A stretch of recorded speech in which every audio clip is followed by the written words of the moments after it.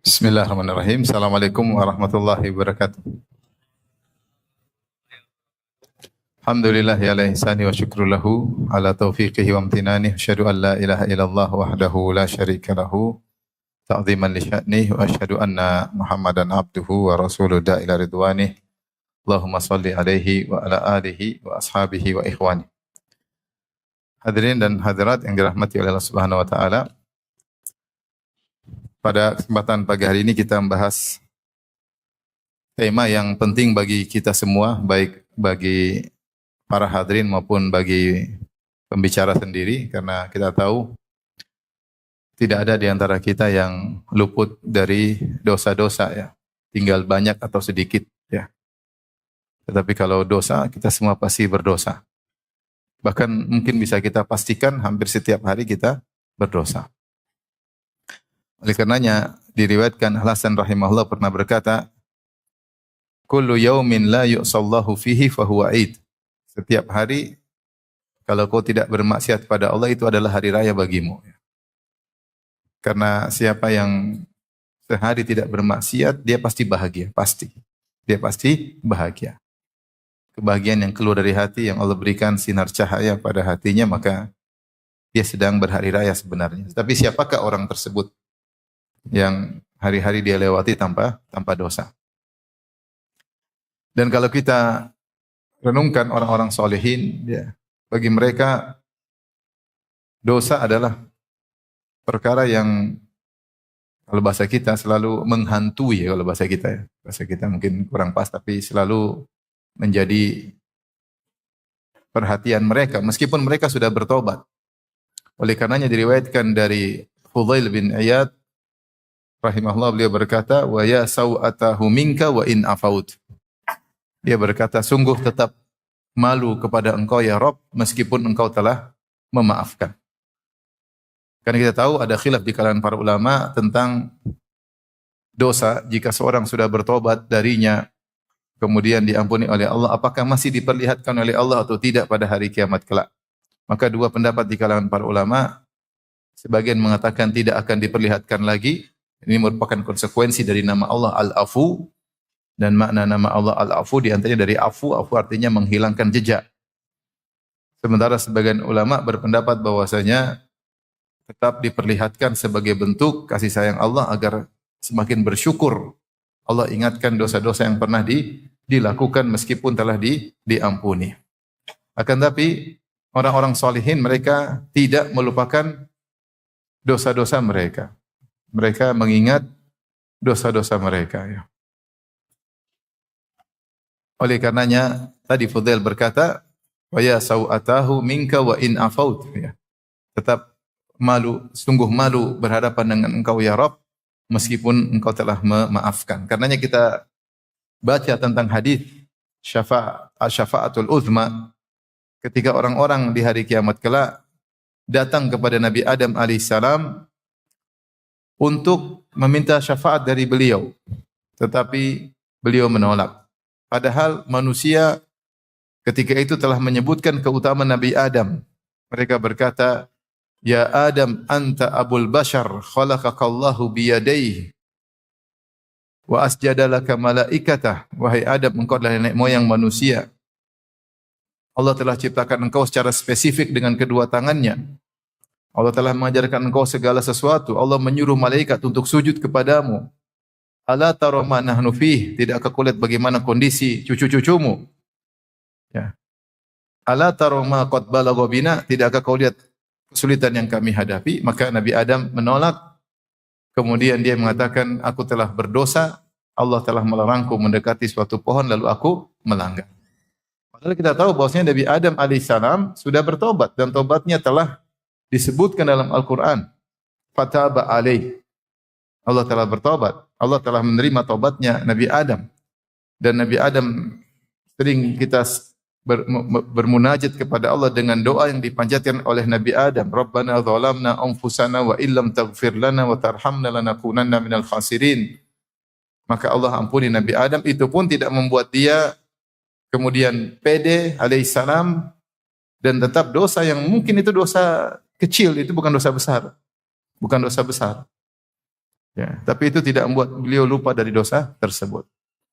Dan sebagaimana juga Nabi Musa alaihissalam juga melakukan dosa kecil, pernah membunuh seorang tanpa sengaja, maka orang-orang ketika minta syafaat dari Nabi Musa, dia mengatakan, ini qad qataltu nafsan lam umar biqatliha. Aku telah membunuh jiwa yang aku tidak diperintahkan untuk membunuhnya. Nafsi, nafsi, saya juga butuh syafaat. Idhabu ila ghairi, pergilah kepada nabi yang lain.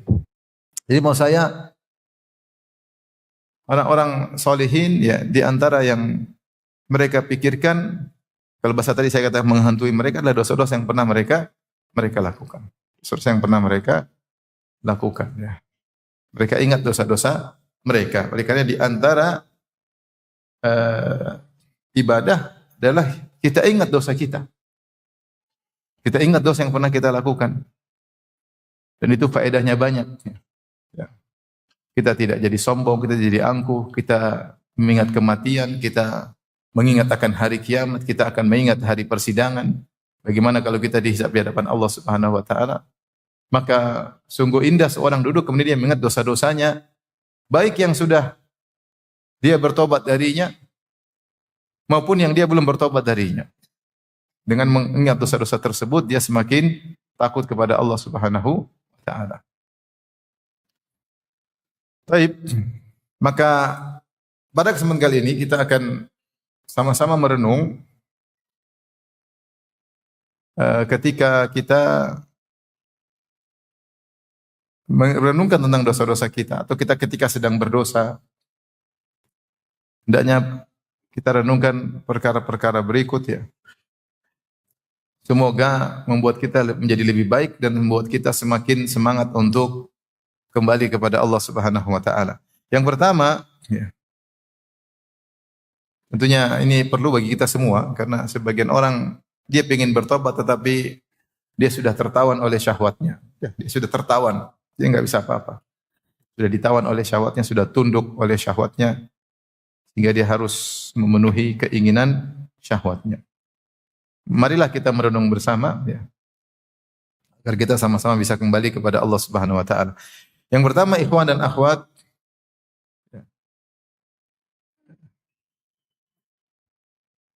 tentunya ketika saya bicara tentang dosa, dosa itu banyak macam ya. Dosa itu banyak macam. Ada dosa ketika seorang bersendirian, dia tidak bisa jaga pandangannya. Ada dosa seorang terjerat dengan riba, dia tidak bisa meninggalkan riba karena menurut dia disitulah mata pencahariannya. Ada orang terjerat dengan dosa ghibah, kalau tidak ghibah dia rasanya tidak nyaman ya. Sehingga setiap hari dia harus berghibah ria. Ada yang terjalin dengan cinta yang tidak syar'i, sudah berkeluarga masih hubungan dengan orang yang tidak syar'i. Kenapa? Dia tertawan oleh apa? Syahwatnya. Dan banyak dosa terkait dengan Allah Subhanahu wa taala, terkait dengan orang-orang sekitar kita. Ada yang mungkin durhaka kepada orang tuanya, ada yang cuek dengan anak-anaknya, ada yang tidak perhatian terhadap istrinya, ada yang membangkang suaminya. Dosa banyak. Dosa sangat banyak. Mungkin setiap kita ada yang terjebak dengan dosa sehingga dia sulit untuk meninggalkannya. Ya, sulit untuk meninggalkan. Apalagi dosa tersebut terkait dengan kemaslahatan duniawi. Hingga mau ditinggalkan susah. Karena ada kemaslahatan apa? Duniawi. Mau ditinggalkan seakan-akan dunia akan pergi darinya. Maka dia pun bertahan dalam dosa tersebut karena ada kemaslahatan duniawi. Yang seperti ini banyak. Yang seperti ini banyak. Menjadikan maksiat sebagai sarana langsung mata pencaharian atau pendukung mata pencaharian. Banyak sekali. Sebut contohnya banyak sekali. Baik, maka beberapa perkara yang hendaknya kita renungkan. Yang pertama, ikhwan, ya. Ketika seorang bermaksiat, sungguhnya dia berada dalam pengawasan Allah Subhanahu wa taala. Allah sedang melihatnya dengan penilaian, bukan sekedar melihat saja tapi melihatnya dengan penilaian setiap detik-detik yang dia lewati dilihat oleh Allah dengan pengawasan yang tajam. Makanya di antara nama Allah Ar-Raqib, kata Allah innallaha kana 'alaikum raqiba, sungguhnya Allah itu Maha mengawasi kalian. Dan Raqib bukannya sekedar melihat, dia lebih spesifik dari melihat. tetapi dia melihat dengan mengintai dengan tajam, seperti seorang yang ketika berada di pinggir pantai kemudian dia menjaga di markab. Markab itu areal untuk mengawasi kalau ada kapal masuk, maka dia dengan lampunya, lampu sorotnya dia melihat dengan awas. Oleh karenanya ketika kita sedang maksiat, ya, jangan sampai hilang dari diri kita bahwasanya Tuhan kita sedang melihat kita dengan mengawasi sambil menilai. Oleh karenanya Nabi menasihati sahabat dengan berkata, ittaqillah haitsu ma kunt. Bertakwalah kepada Allah dimanapun engkau berada. Karena dimanapun engkau berada, kau tidak akan luput dari pengawasan Allah Subhanahu wa taala. Makanya Rasulullah mengatakan istahyu minallahi haqqal haya. Takutlah, malulah kepada Allah dengan rasa malu yang benar. Dalam sebagian riwayat dikatakan sebagaimana engkau malu dengan seorang soleh dari kaummu. Kalau kita bermaksiat kemudian enggak usah orang soleh, anak kita lewat aja kita malu. Melakukan hal yang tidak pantas, apalagi kalau ketahuan istri kita. Apalagi kalau ketahuan murid kita, apalagi kalau ketahuan guru kita, kita malu. Makanya sebagian salaf mengatakan la taj'alillaha ahwanan nadhirina ilaik. Janganlah kau menjadikan Allah adalah yang paling rendah dari orang-orang yang melihatmu. Artinya kalau kau sama orang malu harusnya sama Allah lebih malu. Tapi kenyataan yang terjadi ketika kita tahu tidak ada yang lihat dan kita tahu hanya Allah yang lihat, kita cuek. Ya.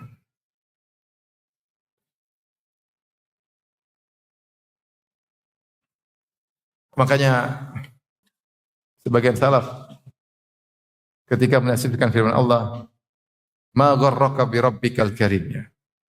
Apa yang buat kau terpedaya ya dengan Rabbmu yang maha baik ya, sehingga kau terus bermaksiat. Maka dia mengatakan, "Suturuka al-murkhah." Ya karena selama ini aku bermaksiat, kau tutup aibku. Sehingga berani lagi. Ya Allah baik. Allah tutup, tapi bukan berarti ketika Allah tutup, Allah tidak lihat. Allah senantiasa mengawasi dan senantiasa menilai. Makanya Allah Subhanahu wa taala berfirman dalam surat Ar-Ra'd ayat 10, kata Allah, "Sawa'um minkum man asarral qawla wa man jahara bih wa man huwa mustakhfin bil laili wa saribun bin nahar." Kata Allah Subhanahu wa taala, sama saja kalian itu di sisi Allah sama saja.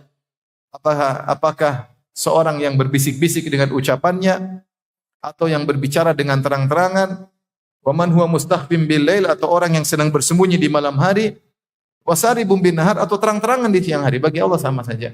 Mau bermaksiat di depan umum, bermaksiat sendirian, bagi Allah, Allah melihat semuanya dan Allah menilai. Demikian juga dalam surat An-Nisa 108 Allah berfirman, yastakhfuna minan nas wa la yastakhfuna minallah. Mereka bersembunyi dari manusia, tapi mereka tidak bakalan bisa bersembunyi dari Allah Subhanahu wa taala.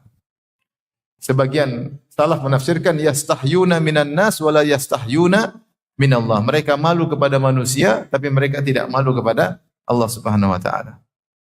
Dan ketika kita bermaksiat, kita tidak akan bisa lolos dari Allah. Tidak akan lolos dari pengawasan Allah, dan kapan Allah ingin melakukan sesuatu pada kita, maka akan terjadi. Makanya jin berkata dalam surat Al-Jin, wa anna dhananna allan nu'jizallaha fil ardi wa lan nu'jizahu haraba.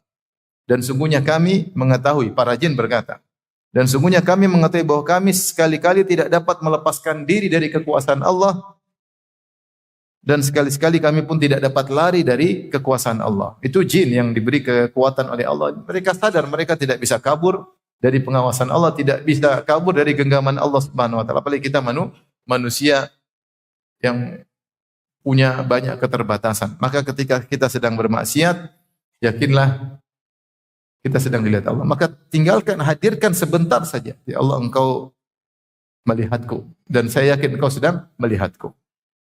Ini kalau kita hadirkan sebelum bermaksiat, maka manfaatnya luar biasa.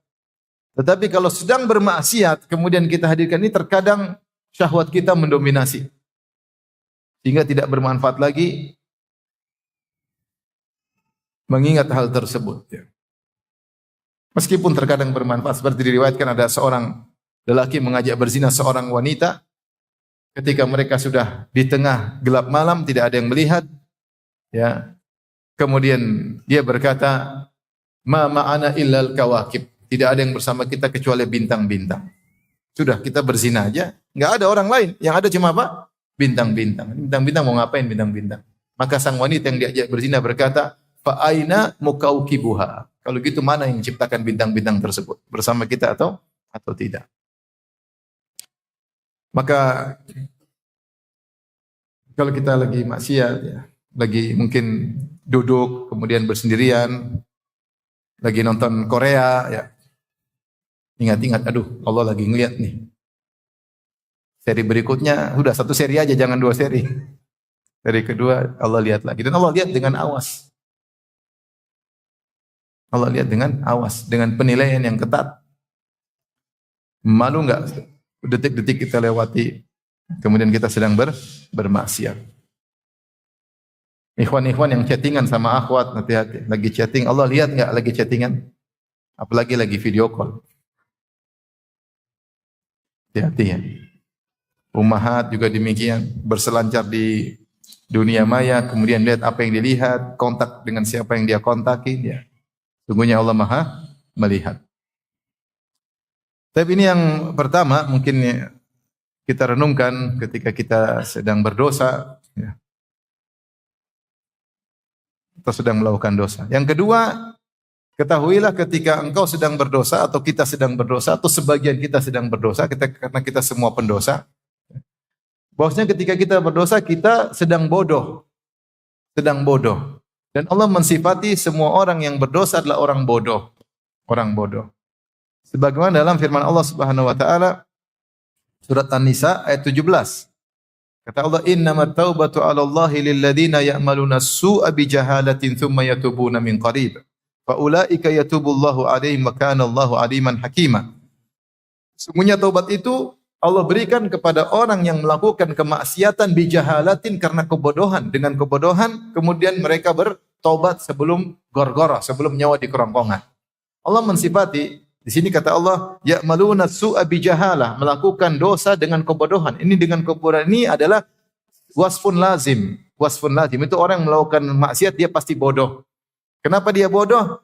Di antara bentuk kebodohannya, dia mendahulukan kenikmatan dunia dengan mengorbankan kenikmatan akhirat. Bal tu'thirunal hayatad dunya wal akhiratu khairu wa abqa. Kalian mendahulukan kesenangan dunia padahal akhirat lebih baik dan lebih kekal.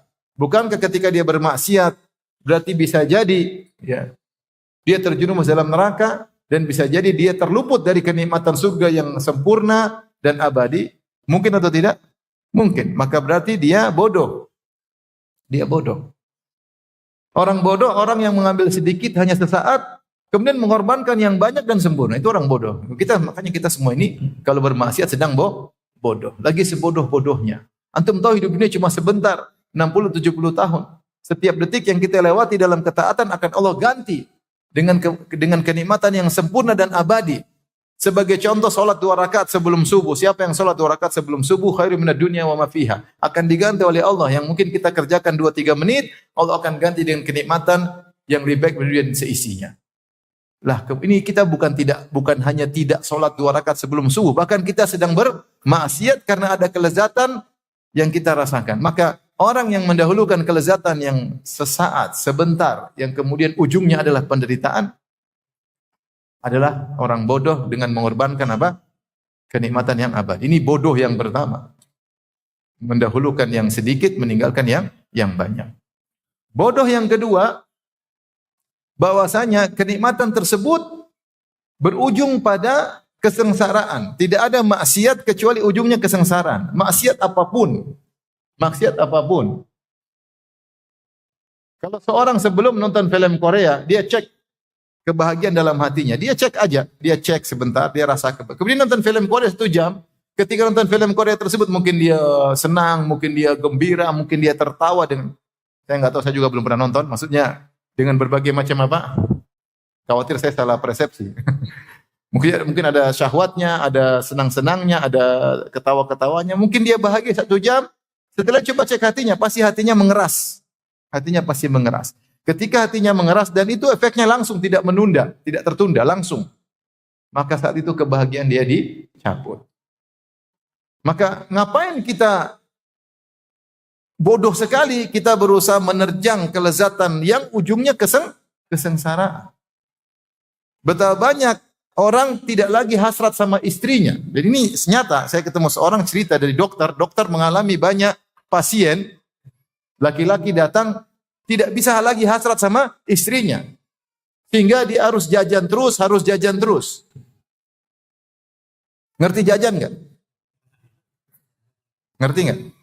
Ya, jajan. Karena kalau dia tidak jajan, dia tidak bisa lezat. Coba. Ada Allah kasih sesuatu yang mubah, yang halal di depan dia, sudah dia tidak bisa rasakan lagi, sehingga dia selalu dalam kesengsaraan. Habis berzina, dia mikir lagi zina berikutnya. Sengsara sebelum mendapatkan zina berikutnya. Tapi apa yang dia dapatkan? Kelezatan saat kemudian disusul dengan apa?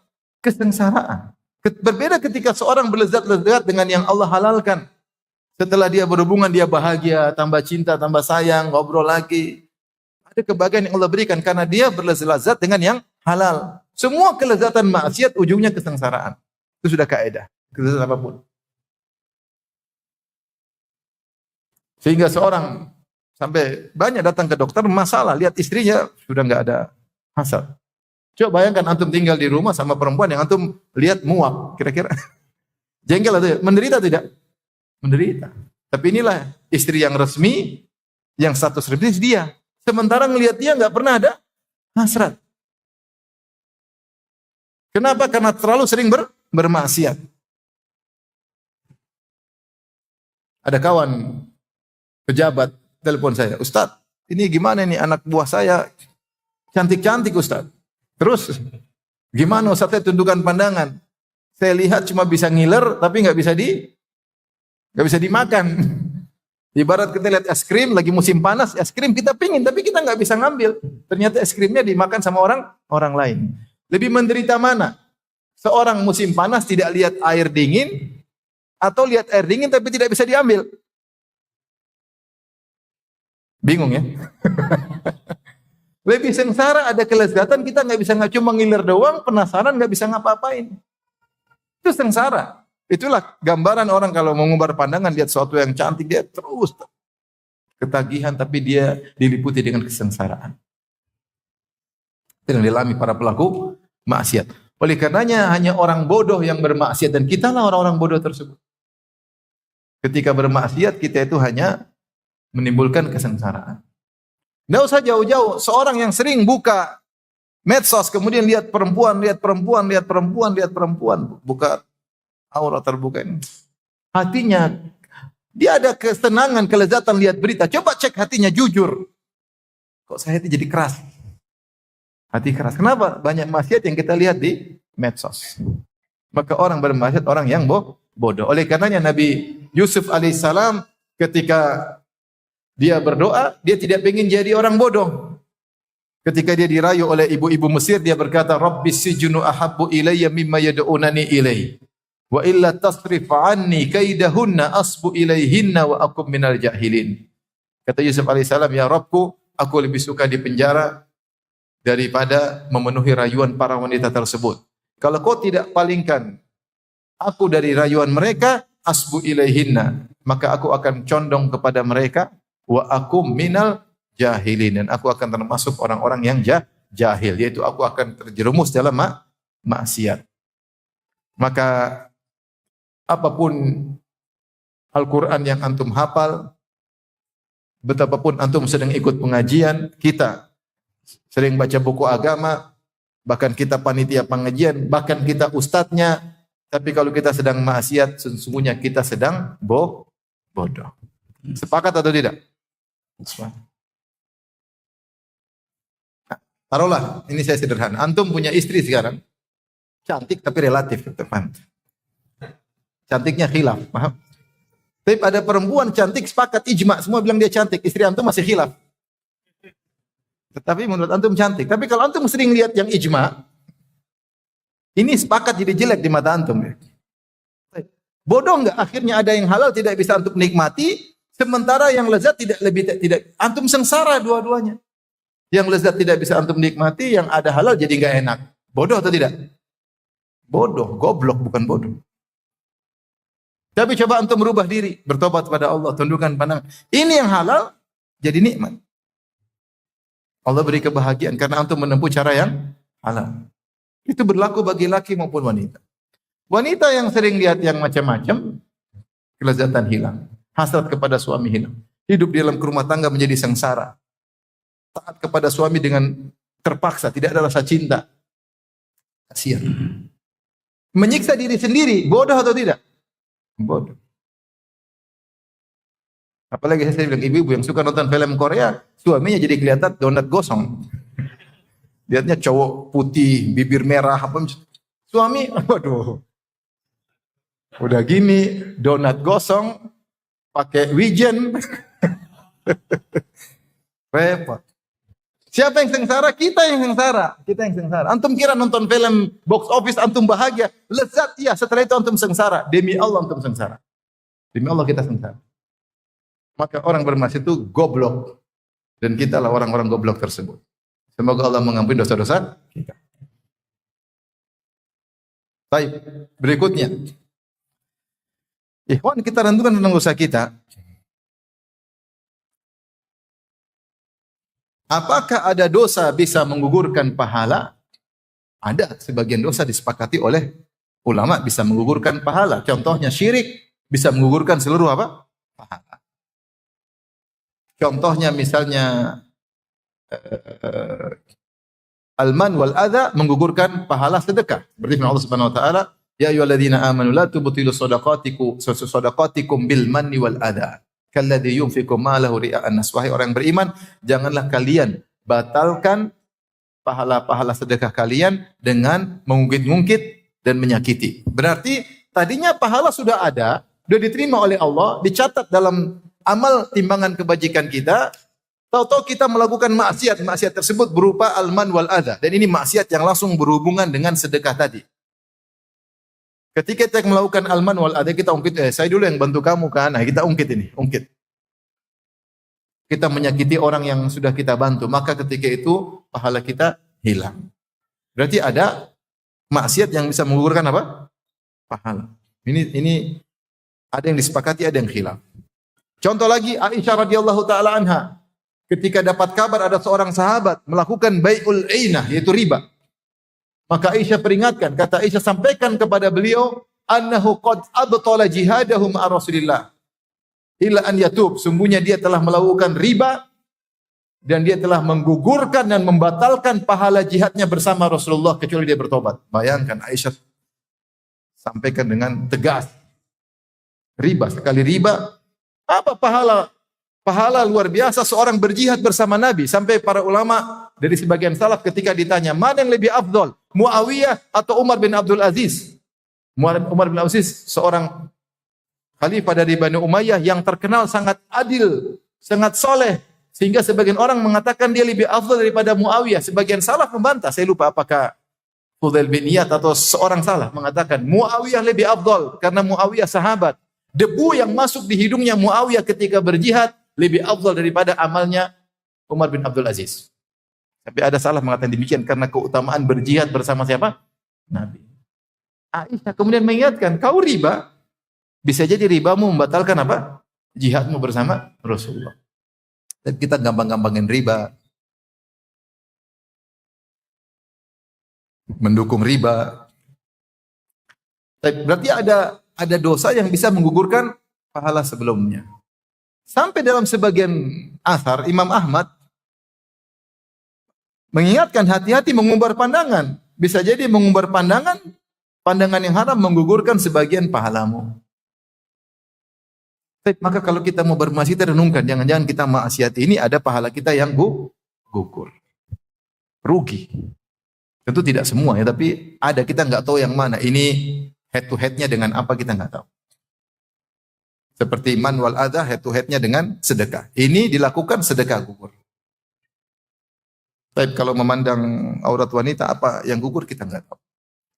Maka ketika seorang ingin bermaksiat, dia hadirkan makna ini.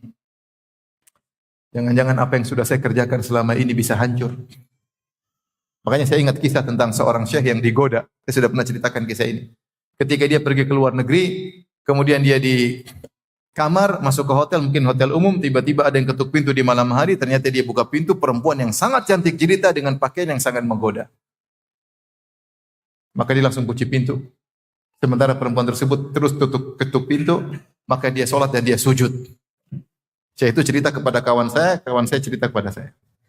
Di antara doa dia bilang, ya Allah, apakah aku harus hancur malam ini?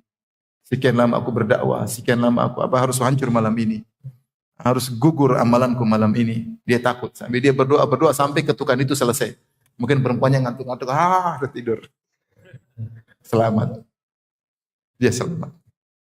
Ya, laki-laki digoda perempuan. Kalau tidak tergoda berarti tidak normal.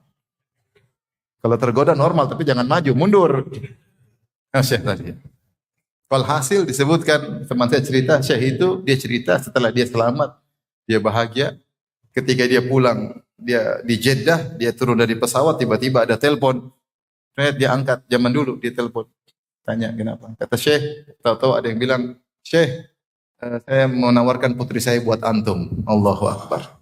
Man taraka syai'an lillah awadallahu khairan minhu. Siapa yang meninggalkan sesuatu karena Allah, Allah ganti dengan yang lebih baik. Tapi antum enggak ada begitu kan?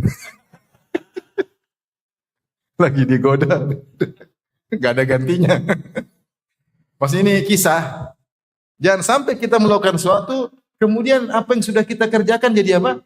Gugur. Kita enggak tahu ini gaib. Dosa ini bisa menggugurkan apa? Wallahu alam bishawab. Tetapi sebagian ahlu sunnah berpendapat bahwasanya sebagian dosa bisa menggugurkan sebagian apa? Paha. Sebagian ada nasnya, sebagian mereka bilang intinya ini ada. Cuma dosa ini gugurkan apa? Wallahu alam. Allah alam. Kita renungkan apa yang sudah kita perjuangkan selama ini. Tadi riba bisa menggugurkan jihad, bayangkan. Kata Aisyah radhiyallahu taala anha.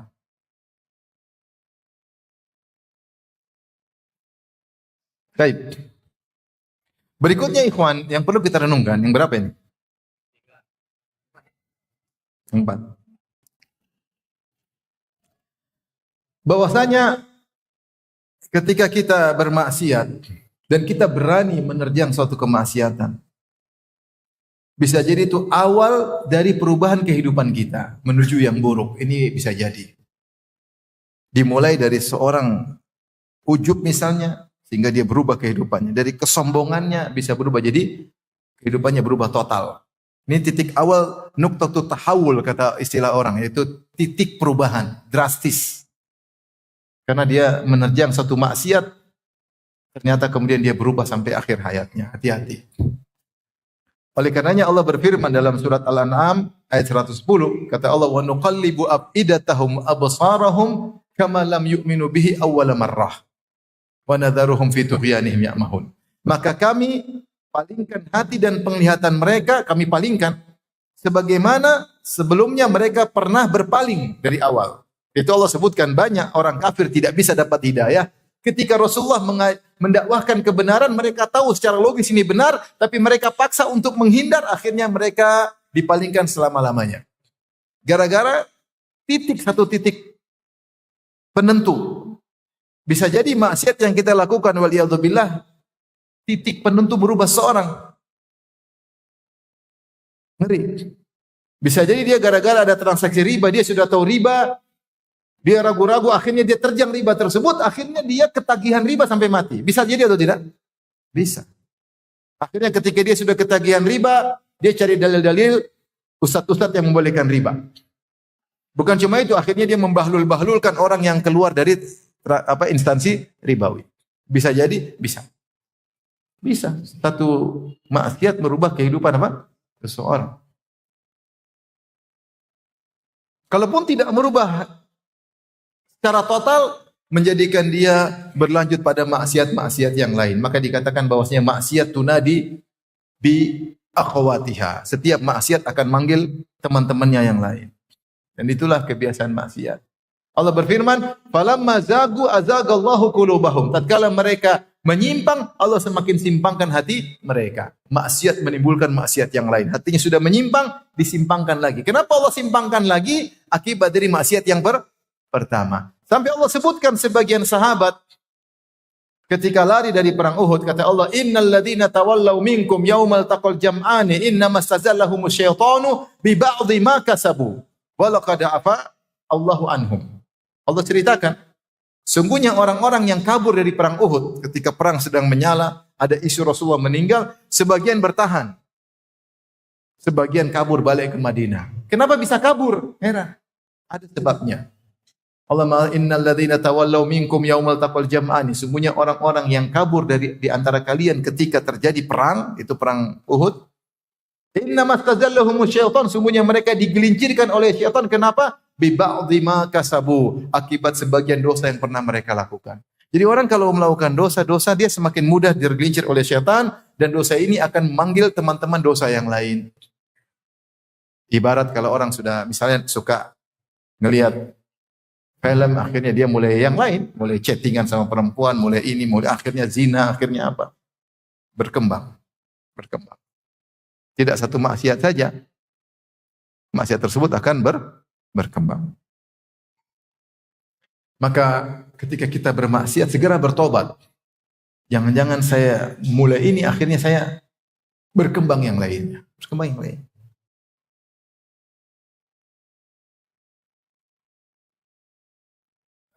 Dan itu banyak contohnya. Saya kalau mau cerita, gimana ya? Saya itu jangan sepele. Saya tidak bicara kalau orang sudah kejebak maksiat siapapun dia, orang awam, penuntut ilmu, dai, bisa kejebak pada maksiat-maksiat berikutnya. Bisa. Maka karena kita pasti berdosa, maka kalau kita berdosa segera bertaubat. Jangan tunda-tunda.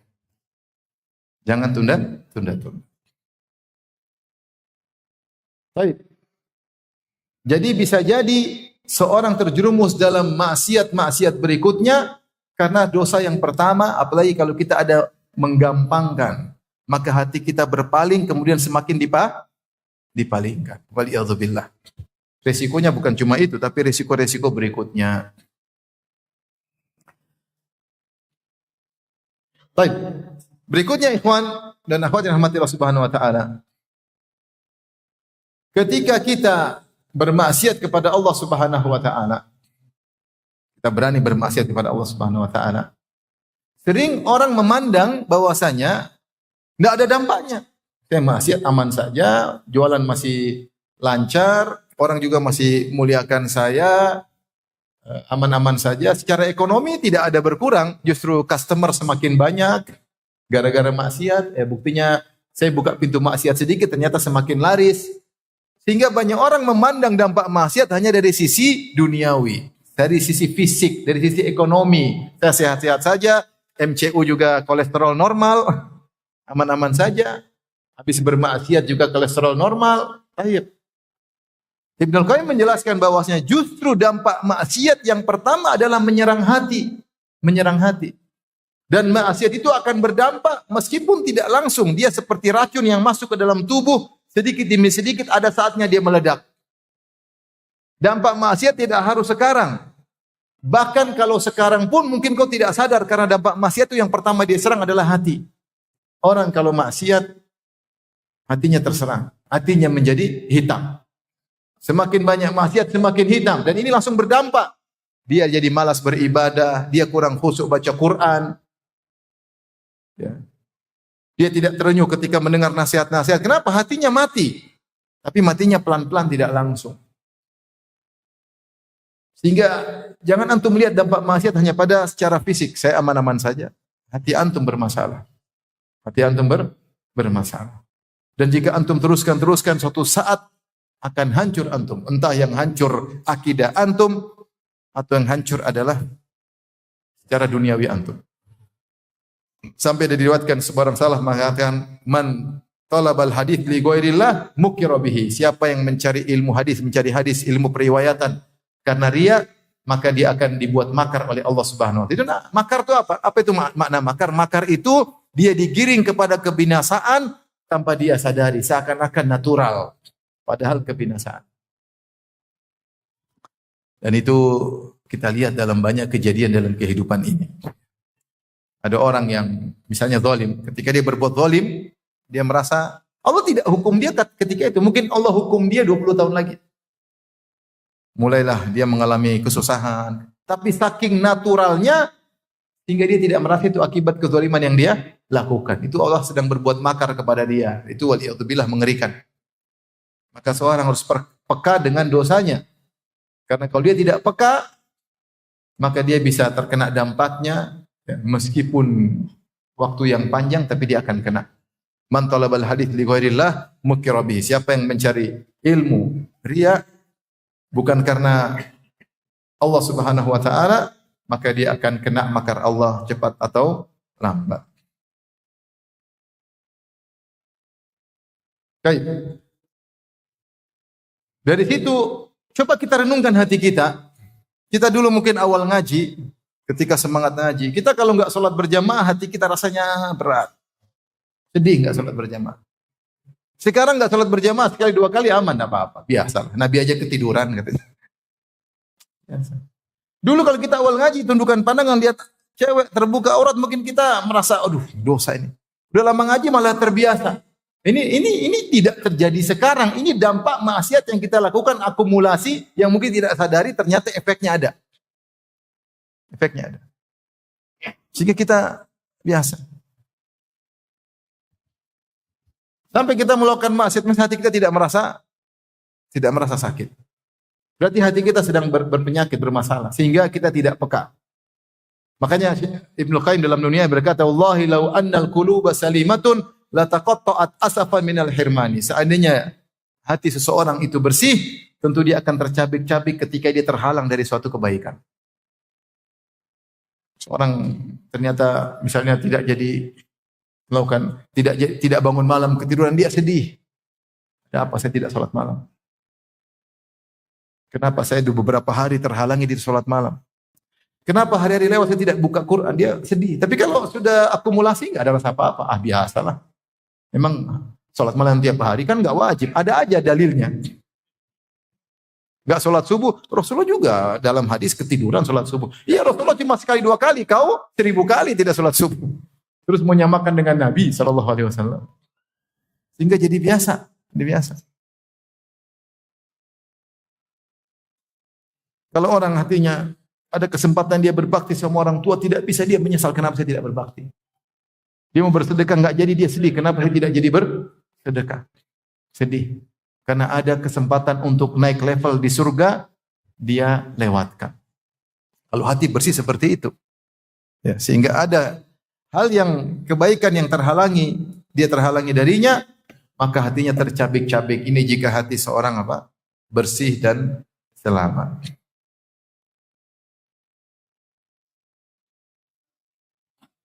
Dan di antara dampak hati, tadi sudah saya sebutkan, akibat maksiat, ya, terasa hambar ketika kita baca Quran, hadir pengajian, sholat malam, kok nggak ada kebahagiaan seperti kita rasakan dahulu. Ini akumulasi, hati-hati.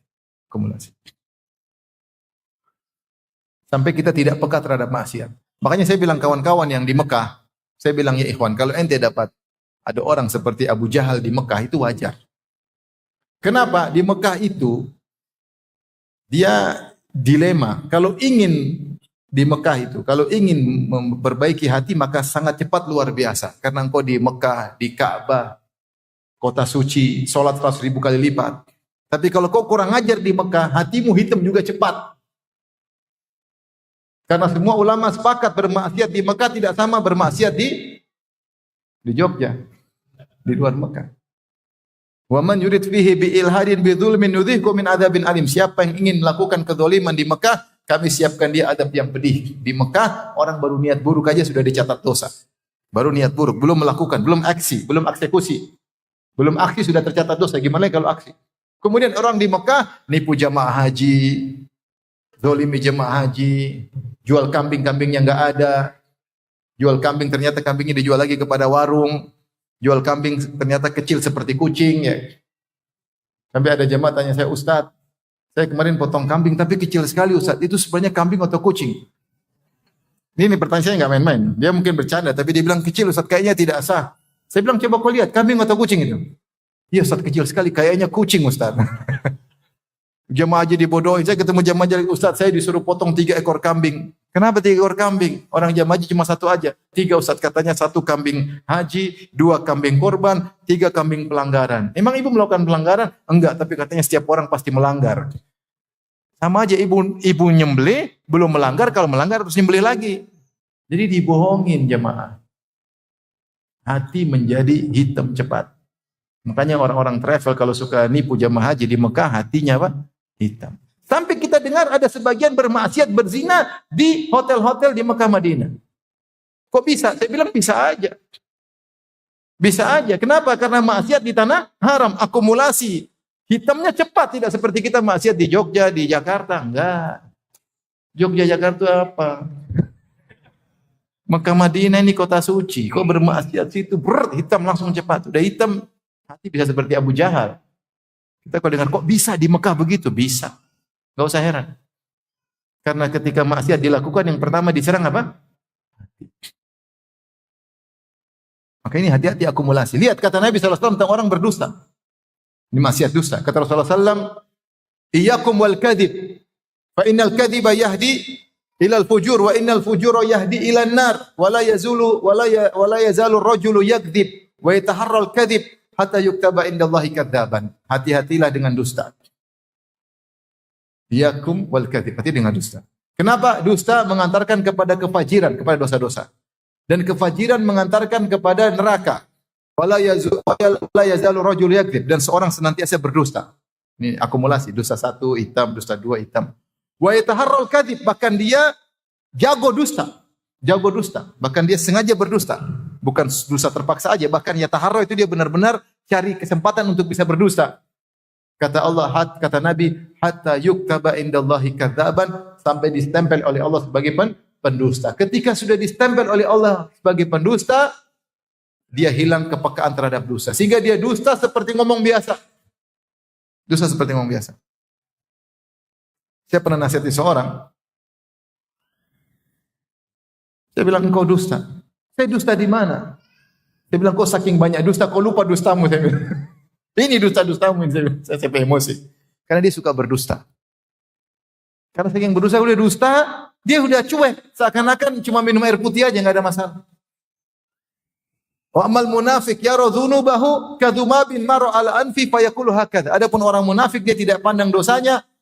Dia kalau melakukan dosa seakan-akan seekor lalat lewat dia cuma usir. Dan ada orang berdusta seperti biasa sekali. Ini contoh maksudnya sudah ditempel oleh Allah. Maka hati-hati ikhwan, kalau kita bermaksiat tidak bertobat, maka kepekaan terhadap maksiat akan hilang. Sehingga hati kita sudah hitam terakumulasi, waliyadzubillah, kita mau begini, kayaknya enggak ada masalah, biasa-biasa aja. Sampai ada orang berdosa, kemudian kawan bilang ini luar biasa. Dia salah tapi seakan-akan tidak salah. Ini kalau bukan jujur atau pemain. Kalau jujur, orang salah kemudian seperti tidak bersalah kan mungkin orang jujur benar-benar tidak ada dosanya. Atau pemain memang dia jago. Sehingga dia tidak peka lagi dengan nama, tidak takut mau dibilang tenang aja. Padahal dia berdosa. Alhamdulillah. Maka hati-hati ikhwan. Maksudnya kalau kita melakukan dosa segera kita bertobat kepada Allah Subhanahu wa taala. Baik. Tatkala kita bermaksiat, yang perlu kita renungkan, yang keberapa sekarang? Ingat, kita akan dihisab waktu kita terbuang sia-sia. Karena maksiat itu butuh energi, butuh duit, butuh waktu. Dan semua ini akan hilang sia-sia dan di akhirat akan menjadi malah petaka. Seorang mau berzina, dia butuh energi, kumpulin duit, dia mungkin hunting cewek di ini, telepon sana, telepon sini, janji. Kemudian sembunyi-sembunyi agar istri tidak tahu, kemudian ketemu deg-degan. Butuh energi, butuh waktu, sembunyi-sembunyi, itu semua habis waktu. Dia nonton film Korea, maksiat kan bukan satu seri, sampai 30 seri, episode baru lagi, judul baru lagi, nonton lagi berseri-seri, habis waktu. Dia nonton film dewasa, sehari kecanduan, sehari 1 jam, besok lagi, besok lagi, besok lagi, 30 hari, 30 jam. Tidak terasa, malaikat catat terus, tidak pernah berhenti. Ini semua akan dibongkar pada hari kiamat. Dia duduk bergibah dengan kawan-kawannya setengah jam, gibah lagi tiap hari, berapa waktu sudah dia lakukan. Dia makan riba, tiap bulan dia terima uang riba, sampai 12 tahun. Kamu kok tidak tobat nanti? Insya Allah saya tobat kalau pensiun, itu namanya tobat terpaksa, sudah pensiun. Tapi kalau ada tawaran lagi, masuk lagi. Bertahun-tahun dia jalani maksiat. Dia narkoba, kemudian dia terjebak kecanduan, dan maksiat itu buat candu. Kata setan, la uzayyina lahum fil ardi wa la ughwiyannahum ajmain. Setan sudah bersumpah, iblis bersumpah di hadapan Allah dalam surat Al-Hijr, la uzayyinanna lahum fil ardi, aku akan menghiasi maksiat di atas muka bumi bagi anak-anak Adam. Kata sebagian ahli tafsir, yaitu kalau tidak dilakukan dia gelisah. Intinya menunjukkan maksiat itu memiliki sifat candu. Makanya saya sering bilang, kita ini manusia dihadapi dengan dua. Sama-sama bikin candu. Kebaikan bikin candu, maksiat juga bikin apa? Candu. Tinggal kamu pilih, jadi candu pelit atau candu rajin bersedekah. Sama-sama kecanduan. Orang kalau suka bersedekah, dia tidak bersedekah, dia gelisah. Ini uang banyak, mau kemana? Saya keluarin. Sama kalau orang pelit, dia kecanduan pelit. Ngapain kasih dia? Saya capek-capek, enak aja minta-minta. Sana kerja sendiri, kecanduan pelit. Tinggal antum pilih, mau jadi candu apa? Mau kecanduan baca Quran atau kecanduan nonton? Masalahnya, untuk bermaksiat butuh energi, butuh waktu yang panjang. Butuh biaya, butuh kuota. Ya tidak? Ini semua dicatat oleh malaikat, akan dibuka pada kita pada hari kiamat. Renungkan kembali. Setiap waktu yang kita lewati adalah nikmat yang akan Allah tanya. Di antara nikmat yang Allah tanya, lan tazala qadama abdin hatta yus'ala an arba. Lan tazula qadama abdin hatta yus'ala an arba.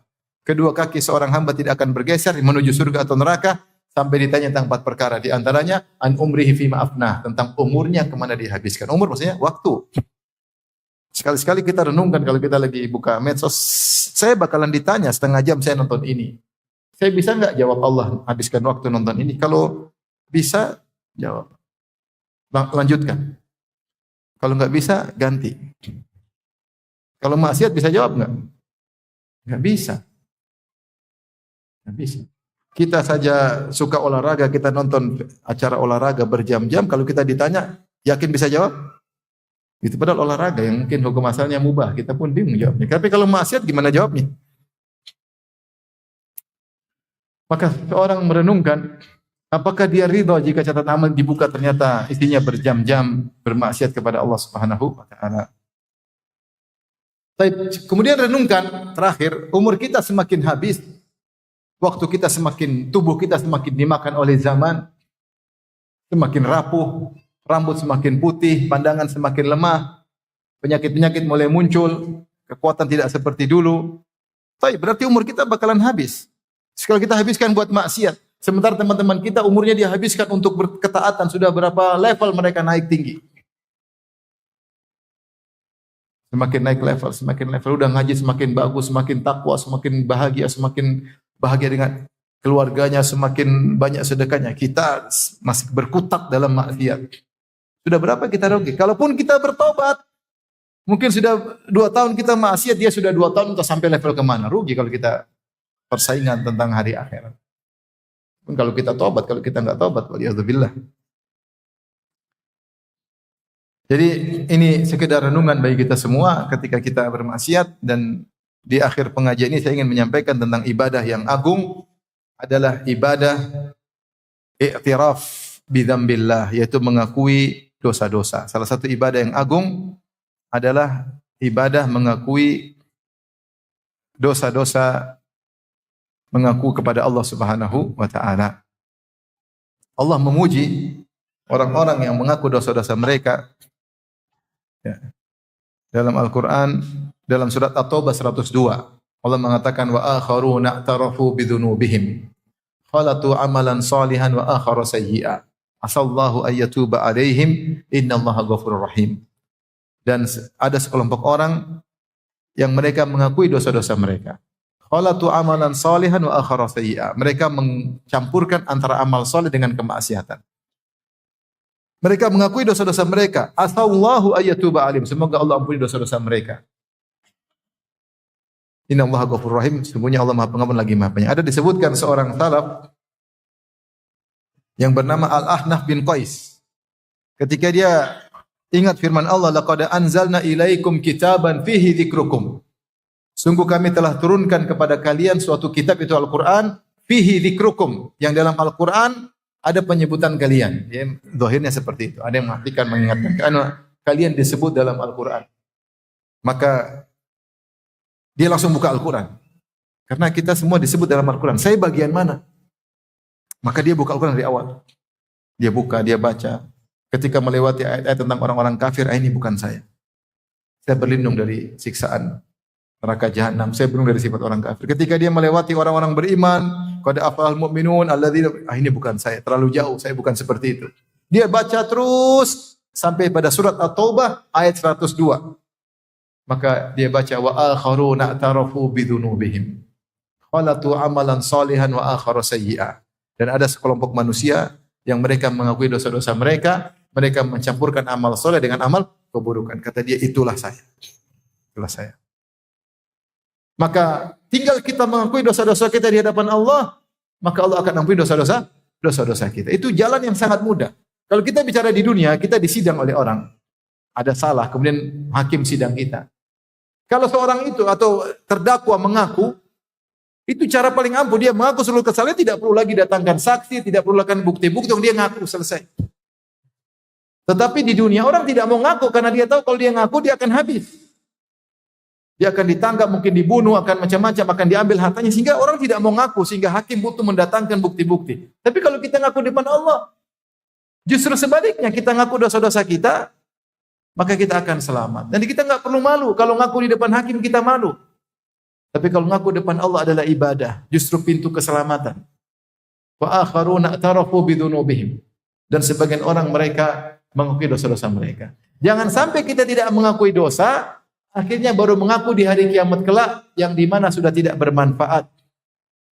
Allah Subhanahu wa taala menyebutkan tentang orang-orang kafir yang mereka baru mengaku di hari kiamat kelak. Dalam surat Ghafir ayat 11, kata Allah, mereka berkata, fa'tarafna bidzunubina fahal ila khurujin min sabil. Ya Allah, kami ngakui dosa-dosa kami. Fa'tarafna bidzunubina, kami ngaku sekarang ya Allah. Fahal ila khurujin min sabil, adakah cara untuk bisa keluar dari neraka? Jawabannya enggak ada.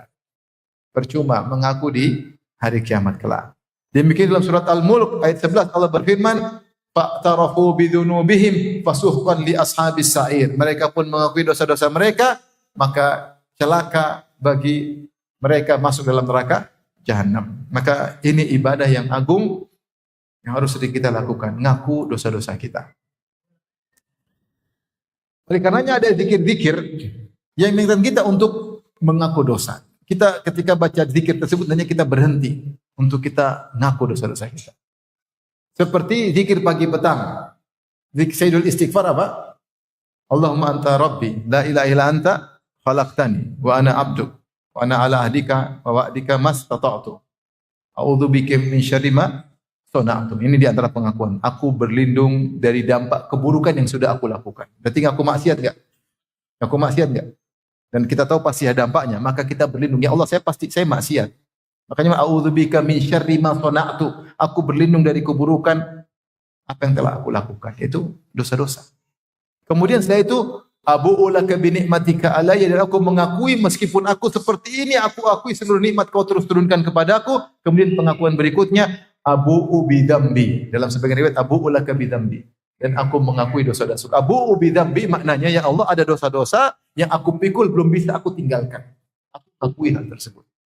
Tolonglah hamba-Mu ini. Itu di antara doa dalam sel istighfar, kita renungkan ini makna a'udzu bika min syarri ma sana'tu, itu pengakuan. Kemudian abu'u bi dzambi, yaitu aku mengaku aku datang bertemu dengan engkau dengan memikul apa? Dosa-dosa. Ini salah satu zikir yang situ ada i'tiraf. Di antaranya juga dalam doa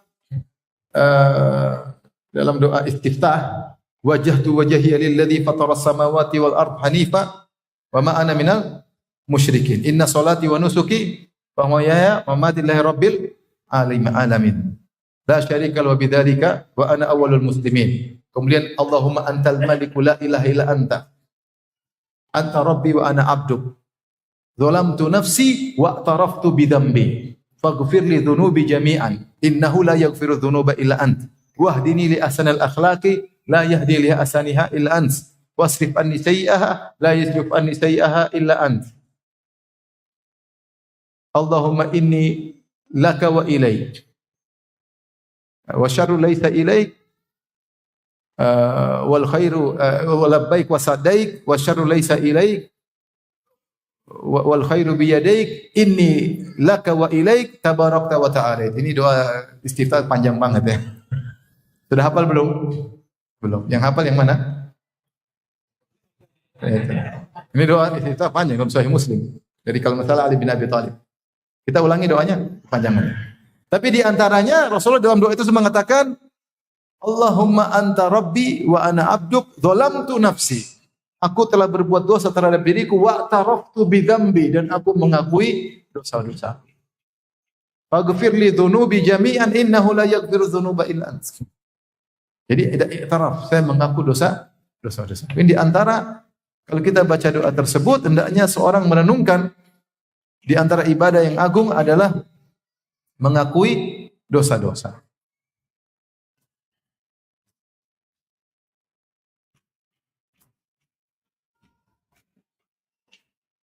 Mengakui dosa-dosa. Oleh karenanya itu yang dilakukan oleh para nabi, mereka mengakui dosa-dosa mereka. Seperti Nabi Adam ketika bertobat dia mengatakan apa?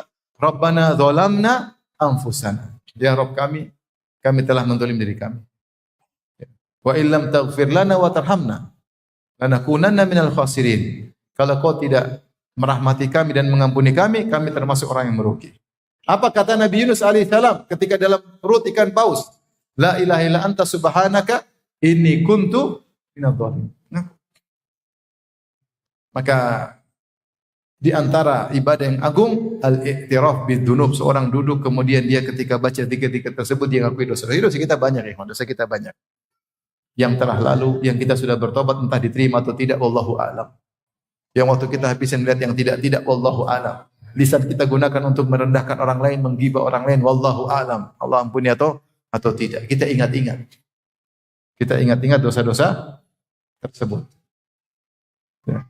Dan itu di antara ibadah yang agung kepada Allah Subhanahu wa taala agar kita diampuni oleh Allah Subhanahu wa taala. Makanya sebagian ulama memandang ayat fi kitabillah, ayat yang paling memberikan harapan kepada kaum muslimin adalah ayat ini.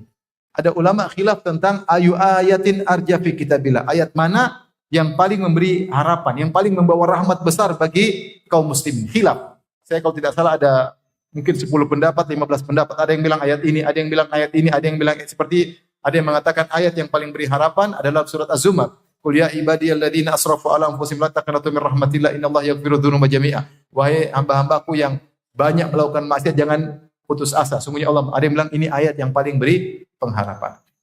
Ada ayat juga yang mengatakan yang paling beri pengharapan, innallaha la yaghfiru ayyushraka bihi wa yaghfiru ma duna dzalika liman yasha. Allah tidak mengampuni dosa syirik dan Allah mengampuni dosa selain syirik bagi yang Allah kehendaki. Ini paling beri pengharapan. Yang penting saya tidak syirik, mudah-mudahan selamat. Ada yang mana ini ayat yang paling beri pengharapan. Ada yang bilang ayat yang paling beri pengharapan adalah ayatul dain. Ya. Ayat dain itu dalam surat Al-Baqarah, di akhir-akhir surat Baqarah ya. Ya, Allah menyatakan kalau kalian mau utang piutang faktubu, maka tulislah. Ayat yang sangat panjang. Sebagian ulama mengatakan bayangkan karena cintanya Allah kepada hambanya, Allah atur cara berhutang supaya hambanya tidak salah. Ketika Allah perhatian kepada seorang hamba urusan duniawinya agar tidak salah, berarti Allah sangat penyayang. Sampai detail masalah ayat terpanjang ayat tentang hutang piutang. Dan ada yang mengatakan ayat ini yang paling memberikan apa? Harapan. Karena kebanyakan manusia mencampurkan kebaikan dan keburukan. Selama mengakui dosa, Allah ampuni. Tinggal ngaku. Sering diulang-ulang pengakuan tersebut. Kita semua banyak dosa, makanya apa ucapan para ustadz ketika di awal kajian? Innal hamdalillah nahmaduhu wa nasta'inuhu wa nastaghfiruhu wa na'udzu billahi min syururi anfusina. Berlindung kepada Allah dari keburukan jiwa kami. Wa min sayyiati amalina, dari keburukan amal kami. Hati ini ada masalah, amal juga ada masalah. Ini kan kita banyak dosa. Kita banyak dosa. Makanya ketika Aisyah radhiyallahu anha dituduh berzina sampai heboh dalam haditsatul ifk, Rasulullah datang kepada Aisyah, Rasulullah belum datang wahyu, Rasulullah bingung. Sampai seandainya istrinya pun berzina, Rasulullah selalu bertobat. Karena Rasulullah tidak tahu. Rasulullah mengatakan, "Ya Aisyah, innal abda idza tarafa bidzam, sungguhnya hamba jika mengakui dosanya, Allah ampuni." Aisyah malah jengkel. Karena Rasulullah masih kasih kemungkinan mungkin saja dia berdosa. Maksudnya Aisyah pengennya Rasulullah bilang, istriku pasti baik, enggak mungkin. Tapi Rasulullah juga enggak mungkin begitu karena Rasulullah tidak tahu hal goib. Maka Rasulullah masih kasih dua kemungkinan. Kasih Rasulullah, "Ya Aisyah, kalau kau benar, sayubarri'ukillah, Allah akan bela engkau kalau kau benar. Tapi kalau kau salah, ngaku saja. Sesungguhnya orang yang ngaku akan diampuni oleh Allah." Maka Aisyah pun marah, kata Aisyah, "Ya ayah, bantah Nabi."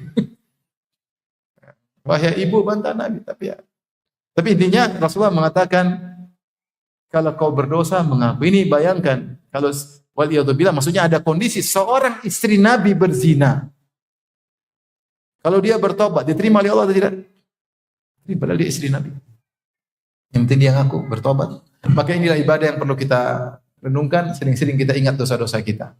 Jangan lupakan dosa-dosa kita. Manusia sering suudzon sama orang, husnudzon sama diri sendiri. Harusnya kita balik. Seringlah kita suudzon sama diri sendiri, husnudzon sama orang. Ini antara cara suudzon sama diri, kita banyak dosa. Banyak dosa kita ini banyak. Kalau mau di total berapa jam kita berdosa, banyak. Demikian para hadirin dan hadirat yang dirahmati Allah Subhanahu wa taala, apa yang saya sampaikan. Semoga ini menjadi muhasabah renungan bagi kita semua agar kita ngerem kalau berdosa segera bertobat kepada Allah. Waktu terus berjalan, umur semakin habis, waktu pertemuan kita dengan Allah semakin cepat. Kemarin saya waktu ngisi pengajian di Jakarta Barat, ada kawan usianya sudah 71. Dia bilang, "Ustaz, kemarin kawan kita dia di masjid dan kebiasaan kami duduk sampai zikir pagi petang, dan di zikir itu masih ketawa-ketawa.